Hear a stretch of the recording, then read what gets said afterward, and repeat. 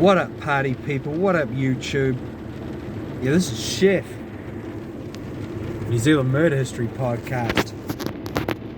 Welcome to the show. Welcome to Storytime with me, your host, Chef.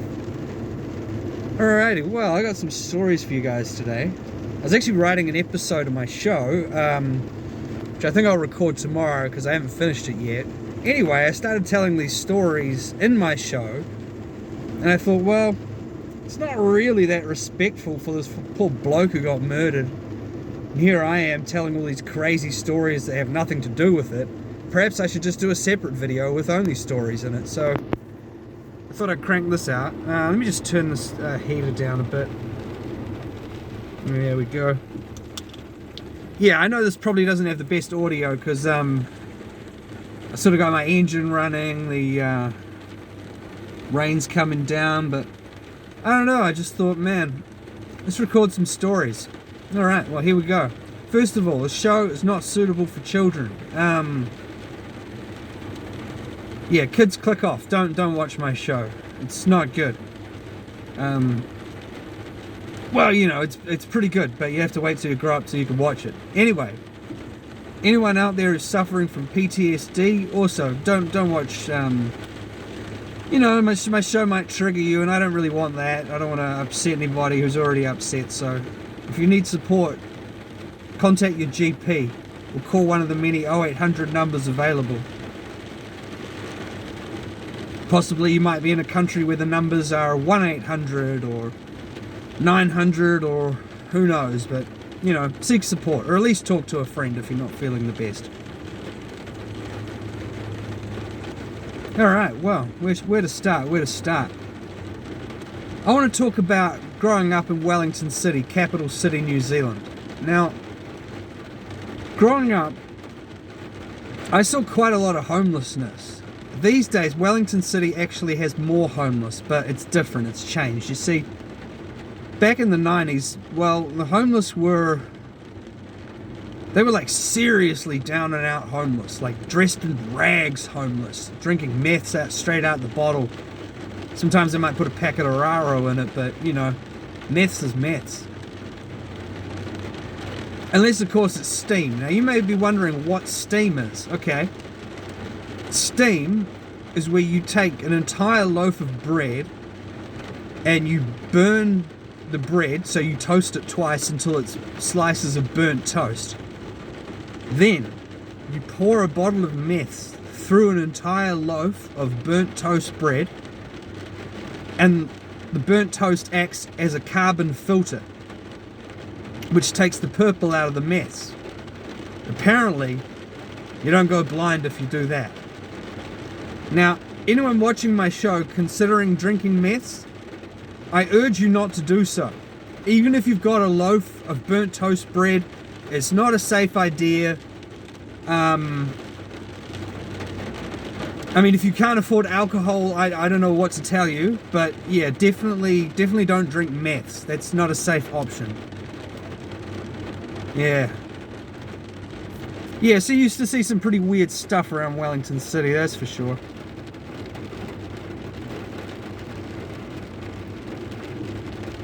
Yeah, like I said before, there's still quite a lot of homeless. I haven't actually been up there for a long time, but there's still quite a few homeless up there as far as I know, but they're better dressed these days.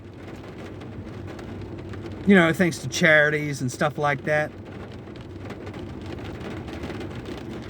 But yeah, being a teenager growing up in Wellington, we used to get the homeless blokes to buy us alcohol. Now, again, I don't recommend doing this. You're putting yourself at risk of all sorts of stuff, from just simply getting robbed for the cash you give them to go to the liquor store to buy the alcohol, to, well, you know, bad stuff. I don't know, you know, sex assaults, whatever.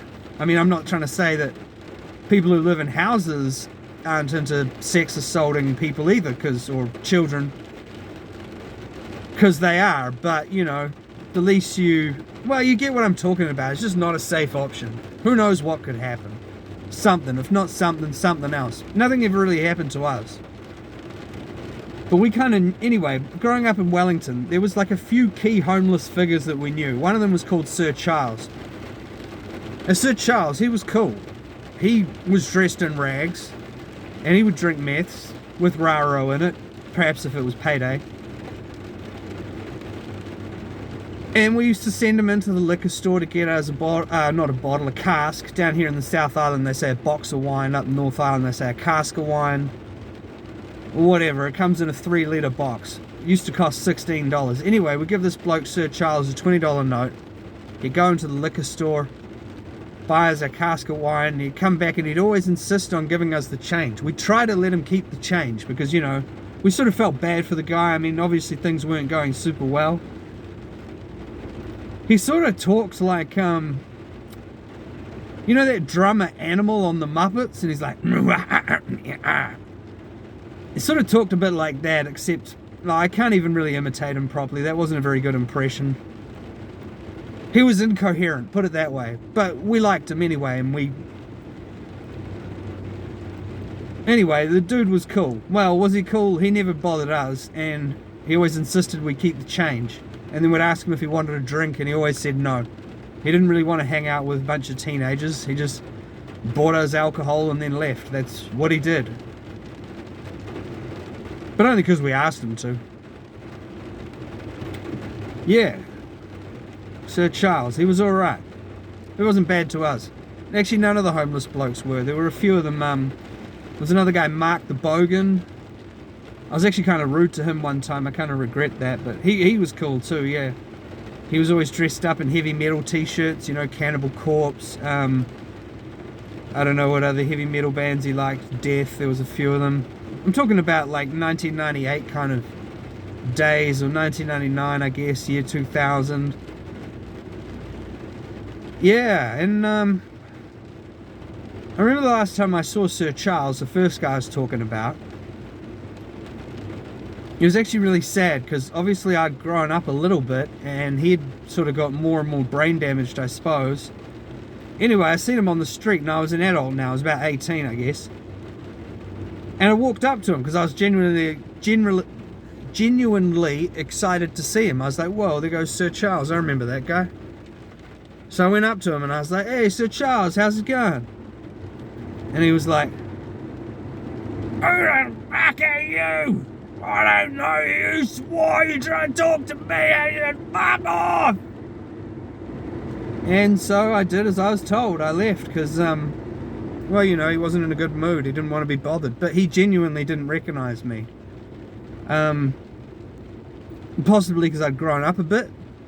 Possibly because, you know, the poor dude wasn't, well, he just wasn't doing so good. It was kind of sad, really, to be honest. Yeah, there was some other fellas too. There was Radio George. Does anyone remember Radio George? Yeah, Radio George was this big Maori fella. Now back then, those days, the homeless blokes around Wellington, they were all Pākehā. Not all. Radio George was a Maori, but back in those days, they were mostly old Pākehā men. And it was a different scene back then. Like, they had quite a lot of shame. They would drink sort of in dark alleys and, you know, behind car parking buildings and weird little corners and stuff like that. And they didn't really... They were more outcasted than they are today. They definitely didn't sit on the street with cardboard signs asking for cash. In fact, they never really asked for anything. Although thinking back now, I was a kid, so they were probably like, well, that kid doesn't have anything. He doesn't have cigarettes. He doesn't have money. I don't know. But no, they didn't. They didn't really beg. They would busk. Yeah, so this dude, Radio George, he was a busker. And he was massive. Like, he couldn't stand up straight, or for whatever reason didn't stand up straight. He was always hunched over, but he was very big. He had giant hands. Like, one of his hands was the size of my head, you know. It was massive fella, and he had this silver radio, you know, the kind of, you know, you call it a ghetto blaster back in the day. One of them, you know, the kind that takes 8D batteries. Anyway, he'd put his radio on in the middle of Manners Mall and he'd stand there with the radio, and then he'd dance, and he'd do the same dance just for however long he had to. And it was like, I mean, he wasn't a very good dancer. He He had giant feet for one, that probably didn't help, but yeah, he would just do this sort of dun, dun, dun, dun, dun, dun, sort of dance. And people might rock up and throw $2 to Radio George, and I mean that was his life. That's how he made money. Thinking back about it now, he probably wasn't even on the benefit. He probably had lost his birth certificate. Thinking, you know, I never actually heard Radio George speak. I'm not sure, like he may have been I'm really not sure, eh? Like maybe he could speak, or maybe Maori was his first language and he just didn't speak English that well, or maybe he just didn't talk to people who weren't homeless. I really don't know, but he was just a quiet, nice Maori fella, and he was all right, you know. Well, you know, if he was bad, I didn't see that side of him, put it that way.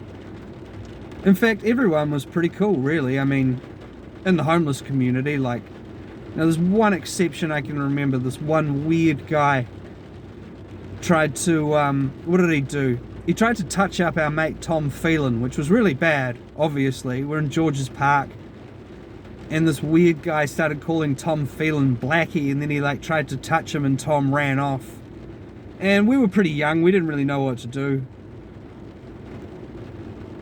I mean, I'm not going to say anything crazy like, oh, we should have given him a hiding.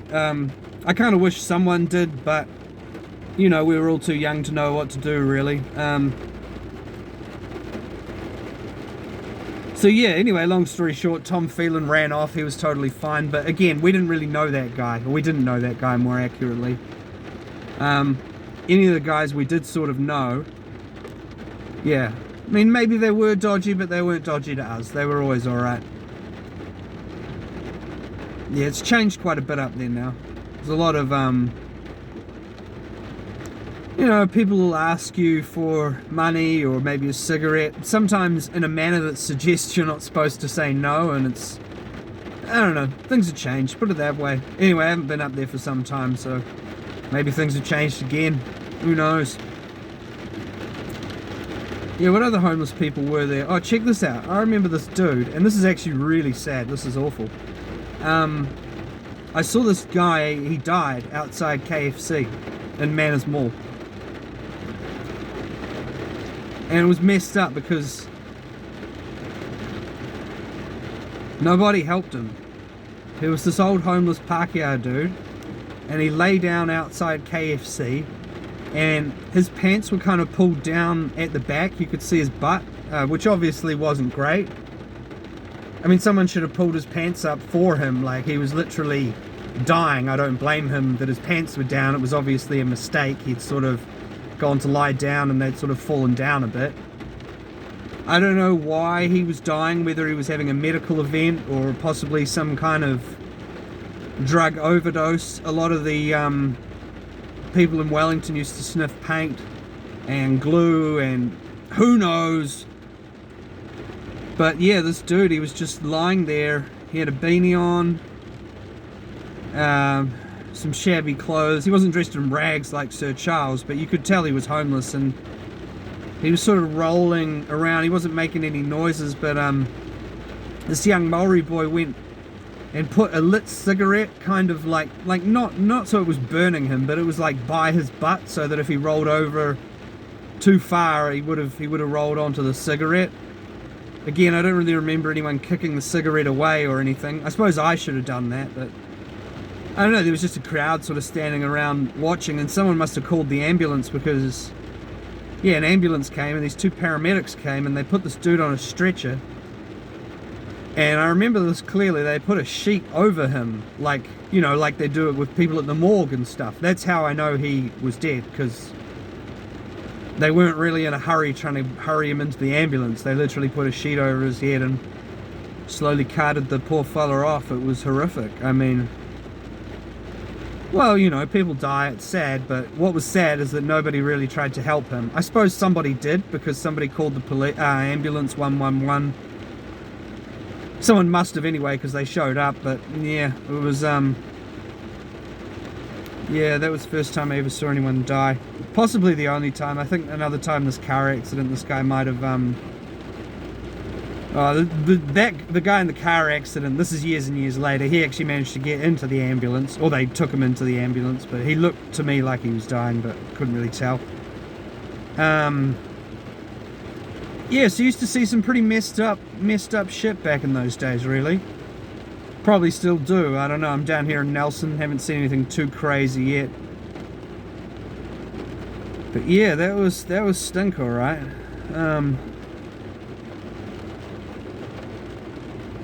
Yeah, what about Michael Jackson? Does anyone remember the dude who was dressed like Michael Jackson and he had like mirror shades and he had like his hair was in a perm and he had a hat, and thinking about it now, it was probably a wig, because it looked, I don't actually think that guy was homeless. I think he was a bit, I don't know, maybe a little bit mental health or something. He definitely didn't fit into society, but he would dance, and he was a very good dancer. He would dance just like Michael Jackson in Man Is More. And again, people would throw him, you know, the occasional $2 coin, or I don't know, maybe a cigarette or something like that. And this is how blokes really used to make their money. And, you know, it's crazy. It still goes on today, but it's all changed, you know. It's a lot more inclusive these days. These days you've got quite a lot of homeless Maori people, homeless women. Yeah, back then, like I said, it was mostly all Pākehā men. I'm talking about Wellington Central. If you guys remember things differently, then perhaps you were in a different neighbourhood, out Porirua, or I don't know, Cannons Creek, wherever else you get homeless people in Wellington. But yeah, that's what it was like in Wellington City. Let's see, what are we doing here? Oh yeah, it's quite a long video so far. What other mad stories have I got for you guys? Yeah, there used to be this other crew. So there was my crew, we were like the Pākehā crew, and there was the Maori crew, and they were like, I mean, they were just like us really, about 5 or 6 blokes kicking around Wellington with no money. To be fair, they probably had even less money. And there was one of them I remember, and he lived in a crawl space. This is true, I'm talking about when about 14 years old, and this dude would have been no older than me. And he lived in a crawl space in between the ground floor and the first floor of a car parking building. And I remember going to his place, because I remember being like, okay, we've got to scale up this wall when security's not looking so that we can get into this crawl space.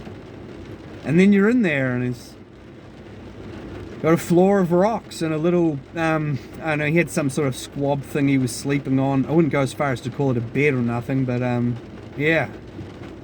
I remember my other mate, who was part of the crew, I mean, part of his crew, but he was sort of more I knew him more than I knew the guy who was really homeless. You know, and he was like, yeah, no, this dude's family kicked him out. They kicked him out of home. This is where he lives now. And we're like, oh yeah. It was all just very matter of fact. That's just how it was. He literally lived inside the Lombard car park. Man. Hopefully things are going better for him now. And they were cool, and it wasn't really like a racist thing back then. Times were just different. Like, they were the Maori boys, we were the Pākehā boys. And we were all friends, but we were sort of two different crews, and that's just how it was. So yeah, what other weird Wellington City stories have I got for you? Well, there's probably a few. Yeah, homelessness, growing up. Okay, I got one. So I'm drinking in Man Is More with this guy. I used to know Nick. He's actually a real, I don't really much like him anymore. But back in the day, me and him were friends. And we used to kick it, you know. Maybe drink some alcohol if we had a bit of money. Otherwise, we were just walking around, looking at shops. I don't know, that's just what we used to do back then. I suppose if we had money, sometimes we might go to an arcade, play Daytona USA or Street Fighter 2. What about Time Killers? You guys remember that? That was cool. Anyway, me and Nick are drinking in Man Is More. And this young dude, I mean, we're all young. But anyway, this young dude comes up to us, and Nick knows him, I don't know him, but he comes up to us, and he's like, hey, do you guys want to go to Frankit's Park? And me and Nick look at each other and we're like, no. I mean, it was a cold night and we were already sitting under the eaves of shops, so we weren't getting wet or we weren't getting blown around by the wind. And I think we were drinking cask wine. We were drinking something, can't remember. Might have been alcohol that got stolen off someone's parents, who knows. Anyway, this dude, he's like, oh, okay, yeah, I'm gonna go down to Frankitts Park. And we're like, okay, well, see you later. I mean, Frankitts Park's down by the waterfront, you know. You're gonna get cold down there in Frankitts Park. And you're gonna get wet if it was in fact raining. I can't remember, but for whatever reason, we just said no. The very next day, I turn on the news, and this guy's on the news in a hospital bed. He went down to Frankitts Park, and this dude walked up to him and was like, hey, have you got 20 bucks? And he was like, no. And he was like, well, you know what's going to happen if you don't got 20 bucks? And he was like, oh, yeah. And then this guy absolutely beat the shit out of this young fella. It was actually real stinky. He got a broken jaw and... oh, you know, it wasn't too bad. I mean, well... it was pretty bad, put it that way. I mean, it was on the news, so can't have been too good either. Yeah, it was kind of rough there, thinking about it now. Which is funny, because it's supposed to be a safe city. I mean, if it's safe, it's only safer than Christchurch and Auckland. It's still a city. And, yeah, I don't know. Lots of weird stuff like that used to happen, as I recall. Remember, I don't know, just kid stuff, you know, going to parties, messing around, hanging out with people from school, people from other schools. Well, that's what it was like anyway. Alright, that's it. That's story time over. But seriously, anyone remember any of those homeless people I'm talking about in the comments section? Talk about it in my comments section. I want to see if anyone remembers. What about that guy Bruno and he had that bump on his head? He was really nice. He used to come into McDonald's, which was my first ever job. And check this out, I got one more for you. This is whack. Don't go to McDonald's. I occasionally do go to McDonald's because, well, early morning, sometimes nothing's open. And so I go to McDonald's and get McDonald's for breakfast. But I know I shouldn't because they're really nasty, not good people, eh? Like, I worked at the one in Lambton Quay and my boss was training to be a pastor. Get this, training to be a pastor. And he was the boss of McDonald's, or at least the manager. Not the owner, but the manager. And this old man, Bruno, used to come in every day at the same time, about 6:30 at night, something like that. You know, kind of like now when the sun goes down. I guess he was cold. And he was old enough that he qualified for a free cup of tea. We used to have a deal back then, I don't know if they've still got it or what, where seniors would get a free cup of tea when they show their, I don't know, ID or whatever to show that they were over 60 or whatever the age limit was, and you got a free cup of tea. You didn't have to buy anything, it was just a thing that McDonald's did. And one day my boss told me I wasn't allowed to give him a free cup of tea anymore. Now in context, Bruno was fine. He wasn't even drunk. Or if he was drunk, he wasn't that drunk. Yeah, I never saw him drinking in McDonald's. He would just come in, get his free cup of tea. He would sit there for about 10 minutes, maybe 15 tops. Never made any rubbish, just sort of sat there. Again, he was dressed in rags. He was fairly down and out on the homeless ladder. I wasn't allowed to give him a free cup of tea anymore. Thinking about it now, I should have just walked straight off the job, but I didn't. He came in a couple of times and bought a cup of tea for $2 or whatever it was, but I don't know, it was obviously out of his budget. I guess he just knew that he wasn't welcome, so he stopped coming. It's really sad.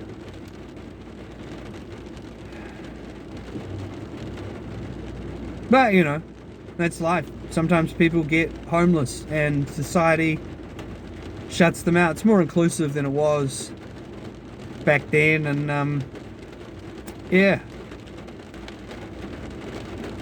Who knows, maybe some of these homeless people even got back on their feet. Maybe they got homes, even got on to get some employment. I don't know. Stranger things have happened. Alright, have a good one, everybody. All the best. Chef.